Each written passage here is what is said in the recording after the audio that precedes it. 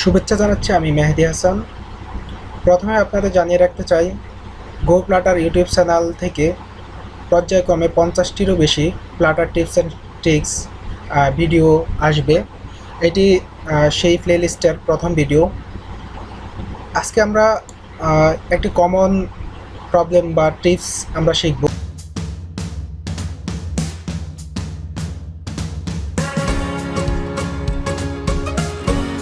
আপনারা যদি ডান পাশে দেখতে পাচ্ছেন যে ইমুলেটরে এখানে আমরা একটা টেক্সট নিছি একটা কন্টেনারের ভিতরে, এবং টেক্সট হচ্ছে ওভারফ্লো হয়ে ইয়েলো ইরোর দিচ্ছে।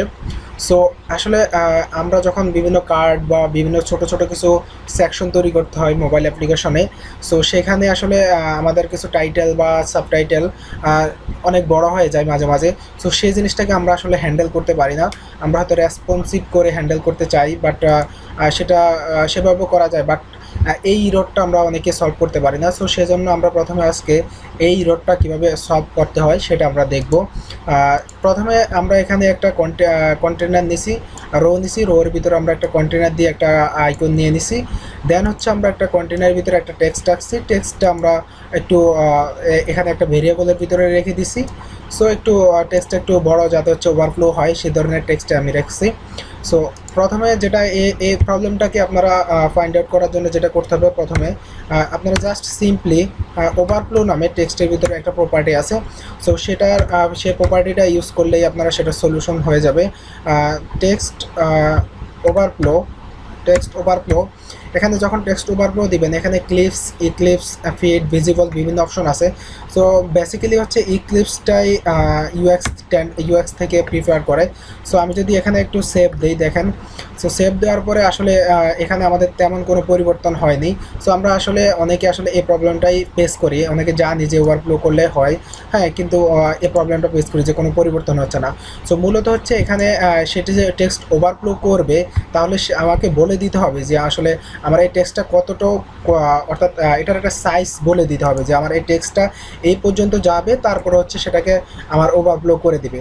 সো আমি যদি এখানে মেইন কন্টেনারটাকে উইথ দিয়ে দেই, আমি যদি এখানে উইথ দিয়ে দেই, সাপোজ আমি উইথ দিলাম হচ্ছে 100, যদি এবার আমি সেভ দেই, তাহলে দেখবেন ওভারফ্লো হয়ে যাবে, এবং ডট ডট আকারে একটা নির্ধারিত 100 পিক্সেলের মধ্যেই সে হচ্ছে যতটুকু ধরতে পারবে, তারপরে সে ডট ডট আকারে শো করতেছে।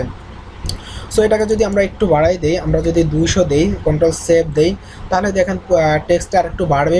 বাড়ার পর অর্থাৎ 200 উইথ যখন ফুলফিল হয়ে গেছে, তখন সে বাকি টেক্সটটুকুকে শো করতে পারছে না। তো সেখান থেকে সে ওভারফ্লো না করে সেটাকে সে ডট ডট আকারে প্রকাশ করে দিচ্ছে। তারপরে আমরা যেটা আলোচনা করব সেটা হচ্ছে টেক্সট উইজেটে আমরা আরেকটা কমন সমস্যায় পড়ি, যেটা আমাদের ইউজ করতে হয়।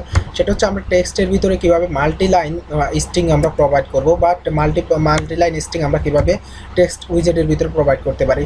লাইক আমি যদি এখানে হচ্ছে একটা লাইন, মানে সিঙ্গেল লাইন আমি যদি এখানে প্রোভাইড করি, লাইক আমি এখানে সিঙ্গেল লাইন স্ট্রিং দিলাম, দেওয়ার পরে আমি যদি সেভ দিই, দেখেন সেভ দেওয়ার পরে এখানে হচ্ছে আমার একটা লাইন দেখাইছে। এখন আমি চাচ্ছি যে এখানে এরকম অসংখ্য লাইন এভাবে স্ক্রল করে করে করে করে দেখতে হবে, বা হচ্ছে কখনো হচ্ছে আমার এখানে কিছু স্পেস দরকার হইতে পারে বা প্রত্যেকটা লাইনের পরে।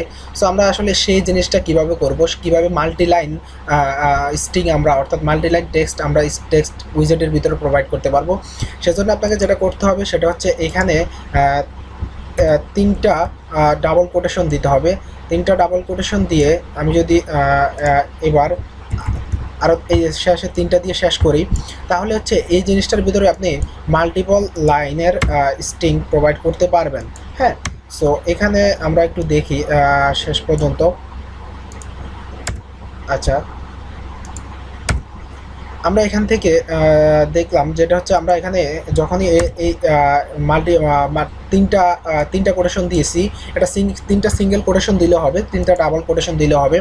সো আমরা যখন এখানে এটা দিব, তখন হচ্ছে আমরা এরকম মাল্টি লাইন, হ্যাঁ, মাল্টিপল লাইন আমরা হচ্ছে ওই জিনিসটার ভিতরে কপি করে দিতে পারবো। অর্থাৎ এখন দেখেন, এখন আমরা যদি এখানে পেস্ট করে দেই, সো পেস্ট করে দেখেন এটা সিঙ্গেল লাইনে আছে। আমি চাচ্ছি যে আমি এখানে লাইন ভেঙে দেবো, আমি চাচ্ছি যে আমি হচ্ছে এখানে লাইন ভেঙে দেবো, আমি চাচ্ছি এখানে লাইন ভেঙে দেবো। এখন যদি আমি সেভ করে দেখেন, সেভ করলে যেটা হবে প্রত্যেকটা লাইন আলাদা আলাদা যেখানে যেখানে ভাঙছে সেখানেই দেখাবে। এখন দেখেন এই জিনিসটা আমার হচ্ছে অ্যালাইন না, হ্যাঁ, জিনিসটা হচ্ছে মাঝখানে চলে গেছে। তো সেটা আসলে কীভাবে সলভ করবো, সেটা করার জন্য আপনাকে এই লাইনগুলোকে একদম শুরুতে নিয়ে আসতে হবে, শুরুতে নিয়ে আসতে হবে, তাহলে সে ওই গ্যাপটুকু নিবে না, হ্যাঁ। আর আপনি যদি চান যে গ্যাপ দিবেন তাহলে এভাবে স্পেস দিয়ে গ্যাপ দিবেন। এখন দেখেন শুরু থেকে অর্থাৎ অ্যালাইন হয়ে যাবে লেফট পাশে, হ্যাঁ, সব কিছুতে অ্যালাইন হয়ে গেছে। সো এভাবে আমরা হচ্ছে মাল্টিপল স্ট্রিংকে সাজাইতে পারি। লাইক এখন আমার প্রয়োজন হচ্ছে এই দুইটার পরে একটা আমার স্পেস থাকবে। সো এখন যদি আমরা দেখি মাঝখানে দেখেন দুইটা স্পেস হয়ে গেছে। সো বেসিক্যালি হচ্ছে স্ট্যাটিক কোনো সাইট যেখানে হচ্ছে শুধু যেমন টার্মস অ্যান্ড কন্ডিশন বা অ্যাবাউট মি এই টাইপের কোনো স্ক্রিন ডিজাইন করতে গেলে আসলে আমাদের এই জিনিসটা দরকার হয়। সো মূলত আমি সেটাই শেয়ার করলাম। ধন্যবাদ। পরবর্তী টিপস অ্যান্ড ট্রিক্সের জন্য আমাদের চ্যানেল সাবস্ক্রাইব করুন, লাইক বাটনে ক্লিক করুন, আর আমাদের উৎসাহিত করুন যাতে হচ্ছে আমরা পরবর্তীতে আরও 50টা টিপস অ্যান্ড ট্রিক্স নিয়ে আমরা আসতে পারি ইনশাল্লাহ। ভালো থাকবেন, আল্লাহ হাফিজ।